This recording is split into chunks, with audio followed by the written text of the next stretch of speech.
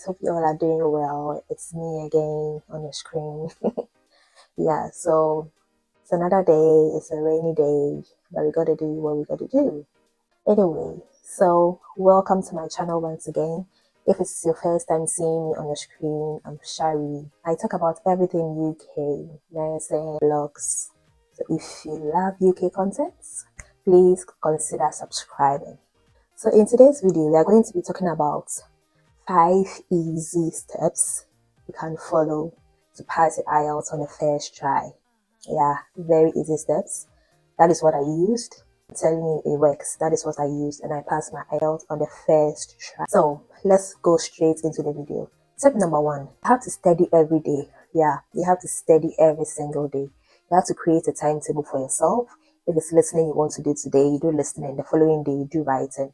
Yeah, so make a timetable for one model at a time. Don't mix everything up.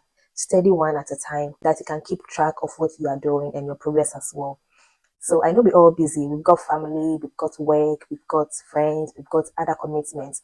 But we need to create time for this as well because consistency pays. And you have to be really strict on yourself. You have to always create the exam atmosphere for yourself. Yeah, so when you're taking your test, assume you are sitting in the exam room. So whatever you do in the exam room, you do it there. What I did in my preparation that really helped me was how I set my time. So it's to set my timer 5 minutes before the actual time. So if it's 40 minutes I need to do the test, I set it at 35 minutes and I make sure I finish up or I get the required mark I need to get my required band score. You need to be hard on yourself. I know it can be really hard studying this thing every day, but let your dream be your driving force. Let it push you, let it motivate you to do this once and for all, because IELTS is really expensive these days. You don't want to write it over and over again. Just hit it once and then be done with it once and for all. So tip number 2, identify your weakness and your strength. However, concentrate more on your weakness. I know it's normal, back in the school days, people usually pay less attention to the most difficult subjects. However, this is the time for you to pay more attention to where you think is your weakest point. So if you feel like writing is more difficult for you, you have to dedicate more time to writing so that you can be good at it. There is no shame in not mastering all the models at the same time. It takes time. So it's all about strategy. So if you get a strategy, that's it. However, in order for you to know whether you're improving, you need to monitor your scores. So don't just take your test on pieces of papers and leave them lying around. You need to keep your scores so that you can refer to them to see whether marks are getting better or not. So for the next point, you need to be familiar with the strategies. Yes, IELTS is all about strategy. When you get the formula, that's it. So for listening, you need to train your mind and your ears to focus. You need to really learn how to pay attention for a period of time. If your attention drifts, you're good thinking about what your boyfriend told you last night, the boy who's trying to snatch your girlfriend. Before you realize, you've given question number 2's answers to question number 3 and question number 3's answers to question number 4, and that is it. It's over for you. So you need to learn how to concentrate. Listening is all about concentration. And also beware of distraction. There are going to be a lot of distractions in the exams. Some words are going to sound similar. Some words are going to distract you.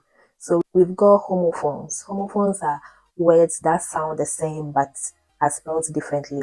So like waste and waste, where and where, and sight and sight. So such words, if you don't pay attention, you might take one for the other.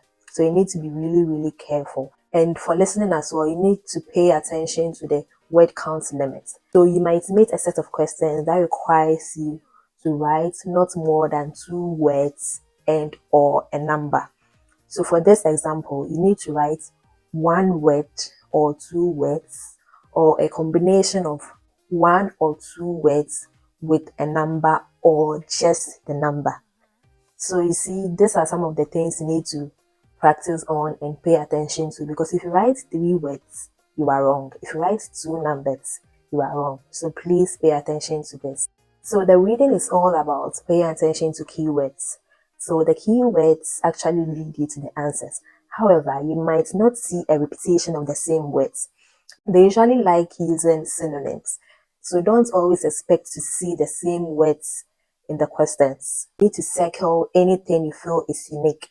So name of buildings, name of persons, such things. You circle them so that you can easily trace them when you get to the questions, because the keywords lead you to the answer. And not every word is a keyword. For example, you might see socially disadvantaged in the question, but when you come to the passage, it might be deprived, or something like um, domestic and home.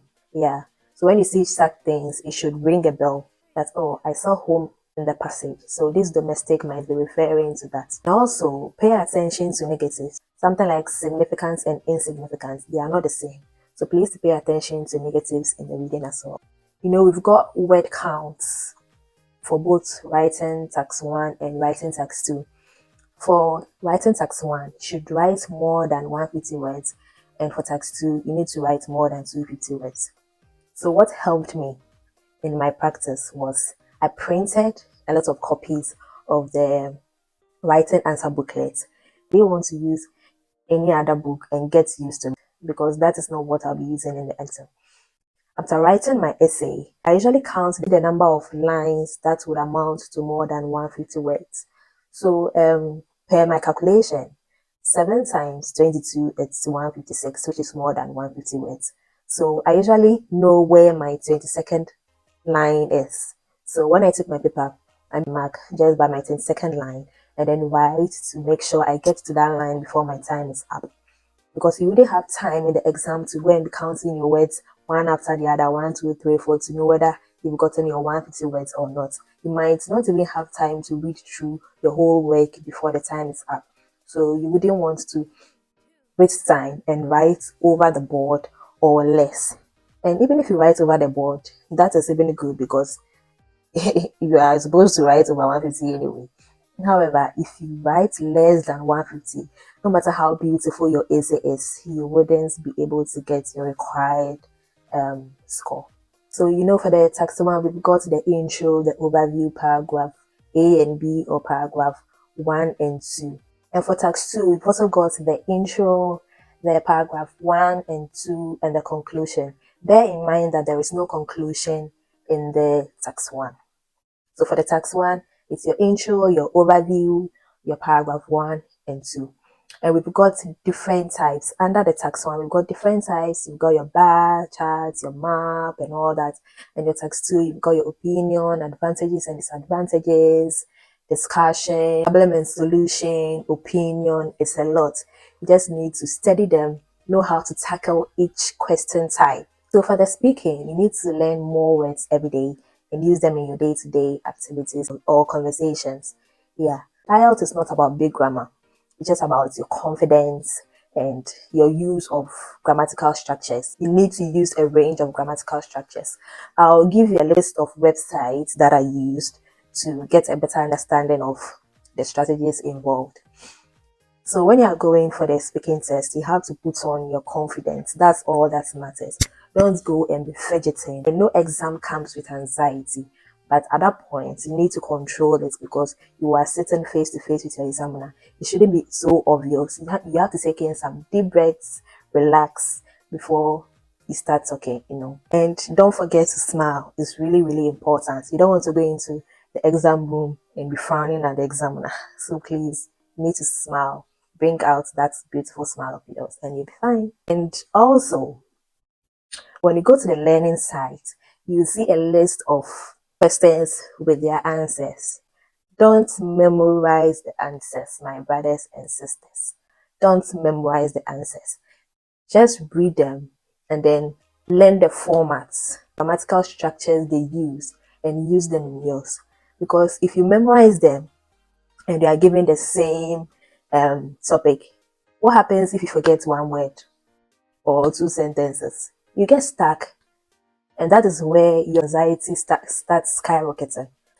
There are certain phrases you might decide to use, but don't memorize the whole thing. Do you get what I mean? Yeah, some people do that, and I don't think it's a healthy form of learning, because you might forget due to anxiety. So my fourth point, use official Ielts materials. Please, as I said, official, because a lot of unofficial and unlicensed Ielts tutors these days, because we know a lot of people want to take the Ielts and go to their dream country. So everybody just gets up, write an Ielts book and start selling it. So please be careful the books you buy. If you don't see Cambridge written on it, if you don't see IDP written on it, please, it's not authentic.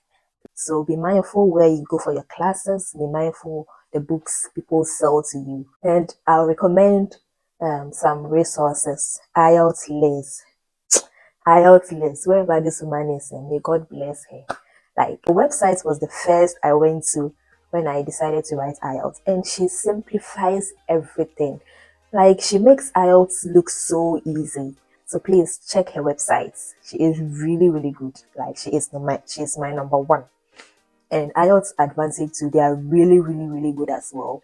And E2 as well. So go through them and decide which of them you would want to use. They've got lots of videos and study materials that you can use for your practice. I didn't go for any official classes, IELTS classes or whatever. I just studied in my room and I passed on the first try. So you can also do that as well. So my next point is get feedback. Yeah, feedback is really, really important because you need feedback to know whether you're on track or not. If you have friends who have taken and passed the IELTS test, they can be your coaches. They can guide you through the process. They can point out your weaknesses and your mistakes to you, because sometimes it's difficult to notice the mistakes yourself. So I had 3 friends who had taken the IELTS: Michael, Caleb, and Israel. I used to send them my writing essays because I can't mark that on my own. As for the reading and the listening, I can do that. So I send it to them. They read through. I call them individually, and then they point out my mistakes to me. The reason why I used to send it to all 3 of them is one of them might notice something the other person couldn't pick up. So it's really, really helped, and I'm grateful I did that. And then thanks to you guys. May God bless you. And if you think you can't do it on your own, you know yourself better than anyone else. So you think home is not a suitable place for you to study. Fair enough. If you can afford it, go for IELTS classes. Before my final remarks, please subscribe, okay? When I see you guys subscribing, it makes me happy. So please subscribe so that I'll be energized to make more videos. So for my final remarks, you would have to keep in mind that IELTS isn't a test of knowledge. It's just an English test. So don't worry, it's not science and maths. It's just an English test. Just an evidence of your ability to communicate effectively in English. So you don't need to worry. Just study and go for it, because I'm rooting for you. You need to go to that your dream country for work or study, or for whatever reason you are taking the IELTS for, be it scholarship or whatever. I'm wishing you the very best. I'm rooting for you. I'm praying for you.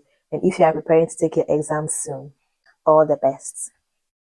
So let me know in the comment section what other strategies you used that help that I didn't mention. These are the ones I used. If you've also got certain tips that you think can help someone pass their IELTS, please let us know in the comment section so that we can help each other. This brings me to the end of my video. All the best to you all. Have a lovely day and see you in my next video.